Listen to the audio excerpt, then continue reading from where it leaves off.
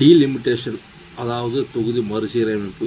இந்த தொகுதி மறுசீரமைப்பு அப்படின்னா என்னென்னு பார்த்தீங்கன்னா, இந்தியாவில் வந்து ஆல்ரெடி 543 எம்பிக்கள் இருக்காங்க. இப்போ இந்த டீலிமிட்டேஷன் கொண்டு வர்றதுனால வந்து 850 எம்பிக்கள் ஆக வாய்ப்பு இருக்குது.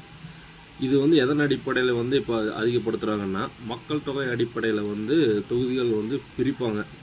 அப்போ அதன்படி பார்க்கும்போது வந்து தென் மாநிலங்களுக்கு விட வட மாநிலத்தில் வந்து மக்கள் தொகை வந்து அதிகமாக இருக்குது. அப்போ அவங்களுக்கு வந்து அதிகமான எம்பிகள் கிடைக்க வாய்ப்பு இருக்குது.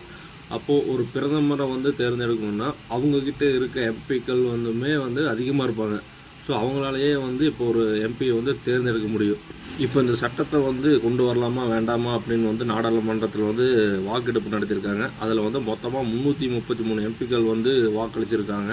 அதில் 207 பேர் வந்து இந்த சட்டம் வேணும் அப்படின்னு வந்து வாக்களிச்சிருக்காங்க. 126 பேர் வந்து வேண்டாம் அப்படின்னு வந்து வாக்களிச்சிருக்காங்க. வந்து ஒரு நாடாளுமன்றத்தில் வந்து ஒரு சட்டத்தை வந்து நிறைவேற்றணும் அப்படின்னா இப்போ வந்து அதிகமான எம்பிக்கள் வந்து ஓட்டு போட்டால் தான் அந்த சட்டம் வந்து நிறைவேறும். வட மாநில எம்பிக்கள் வந்து அதிகமாக இருக்கும்போது வந்து அவங்க ஓட்டு போட்டாலே வந்து அந்த சட்டம் வந்து இந்தியாவுக்கு வந்துடும். இப்போ இந்த சட்டத்தினால் வந்து தமிழ்நாட்டுக்கு என்ன நன்மைன்னு பார்த்தீங்கன்னா, ஆல்ரெடி வந்து தமிழ்நாட்டில் 39 எம்பிக்கள் இருக்காங்க. இப்போ இதனால் வந்து 39 தொகுதி வந்து 59 தொகுதியாக வந்து மாறும்.